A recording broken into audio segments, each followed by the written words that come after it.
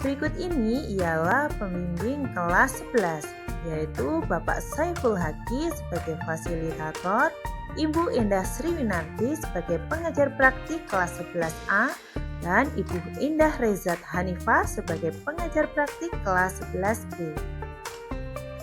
Anggota kelompok kami yaitu yang pertama Ibu Ervia Retnaning, Murni Lilik Megawati, dan Tutik Farida.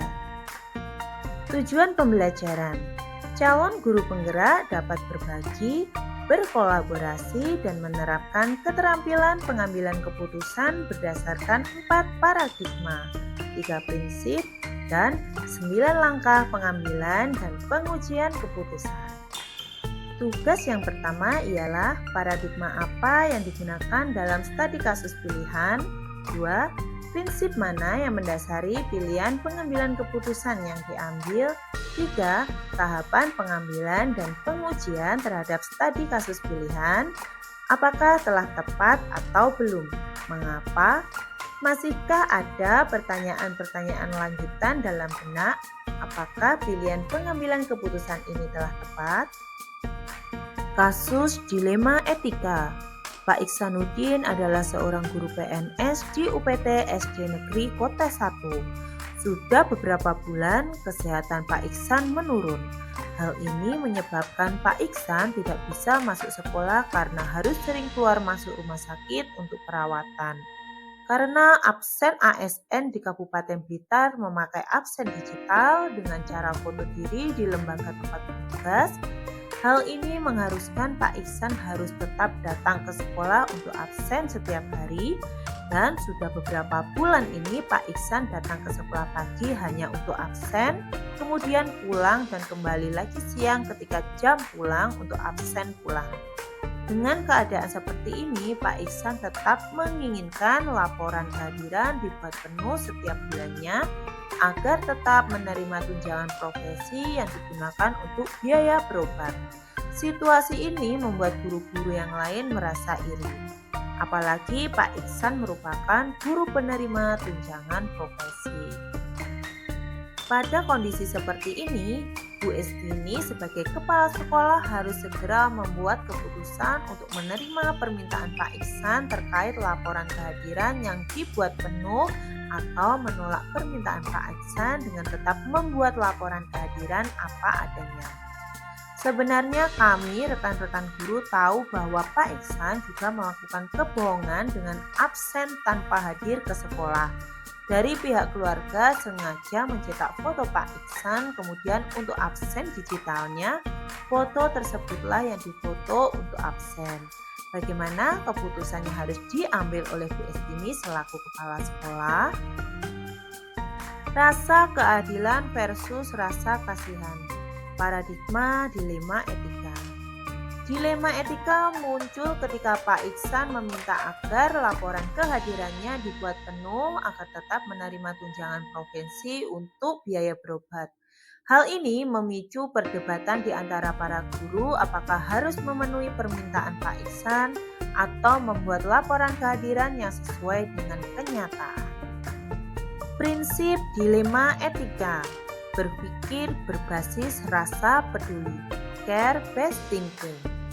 Prinsip berbasis rasa peduli ini dipilih untuk memberikan kesempatan lebih besar kepada Pak Iksan agar tetap menerima tunjangan profesi yang dibutuhkan untuk biaya berobat.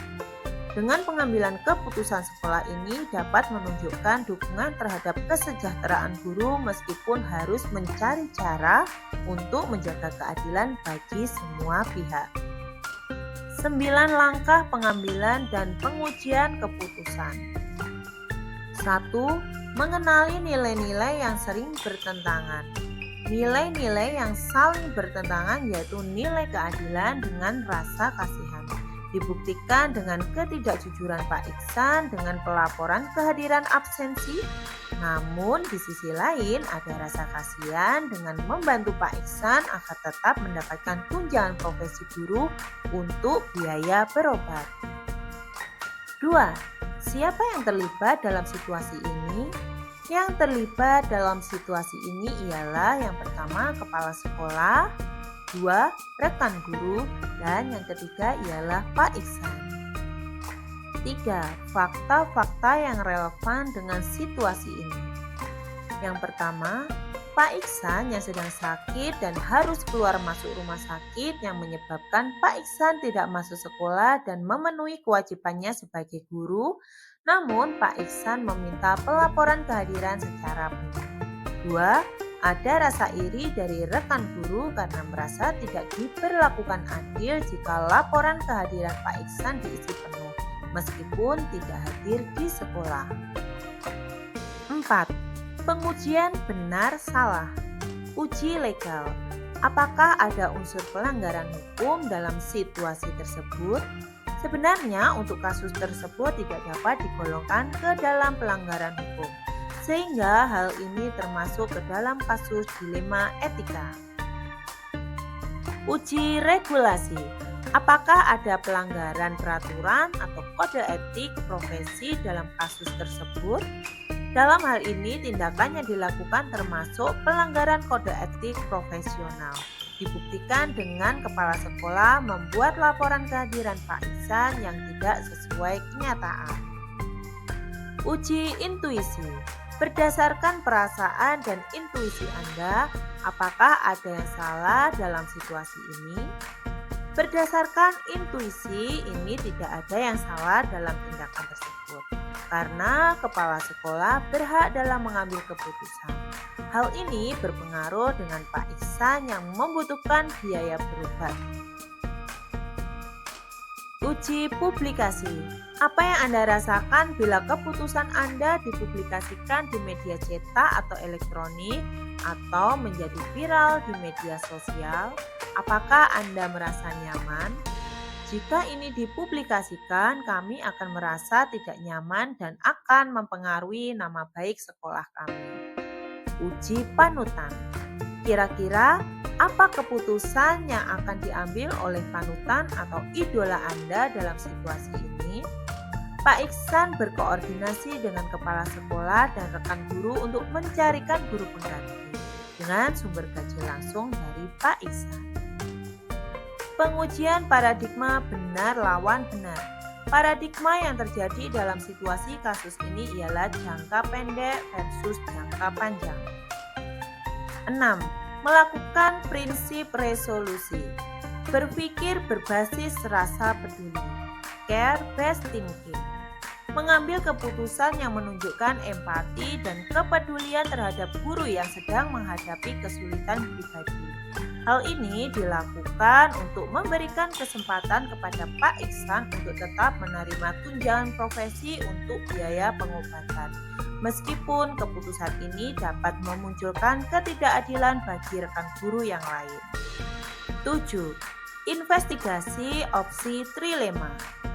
Berpikir berbasis rasa peduli atau care-based thinking, mengambil keputusan yang menunjukkan empati dan kepedulian terhadap guru yang sedang menghadapi kesulitan pribadi, dengan meminta Pak Iksan untuk tetap absen setiap hari dan tugas mengajar dibantu oleh guru pengganti yang dicarikan Pak Iksan. 8. Buat keputusan. Kepala sekolah menerima permintaan Pak Iksan untuk dibuatkan laporan kehadiran penuh. Dengan catatan Pak Iksan harus melakukan absen penuh datang dan pulang, meskipun untuk kegiatan pembelajaran dilaksanakan oleh guru bantu. 9. Lihat lagi keputusan dan refleksikan. Keputusan yang diambil sudah sesuai dengan nilai-nilai kebajikan dan keputusan itu dilakukan karena hal itu dianggap yang terbaik untuk semua pihak. Jika keputusan yang diambil terbaik untuk kebanyakan orang, maka keputusan tersebut bisa dianggap mencerminkan nilai keadilan. Karena adil tidak harus sama, melainkan sesuai dengan proporsinya. Tahapan pengambilan dan pengujian terhadap studi kasus pilihan. Apakah telah tepat atau belum? Mengapa? Masihkah ada pertanyaan-pertanyaan lanjutan dalam benak? Apakah pilihan pengambilan keputusan ini telah tepat? Pengambilan terhadap keputusan sudah tepat karena sudah sesuai dengan 9 langkah pengambilan keputusan dan pengujian keputusan. Tidak ada pertanyaan lanjutan karena keputusan yang diambil sudah tepat. Berikut ini ialah daftar tugas atau checklist tugas kolaborasi.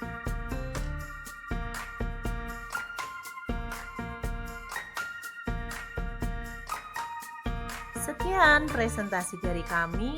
Terima kasih.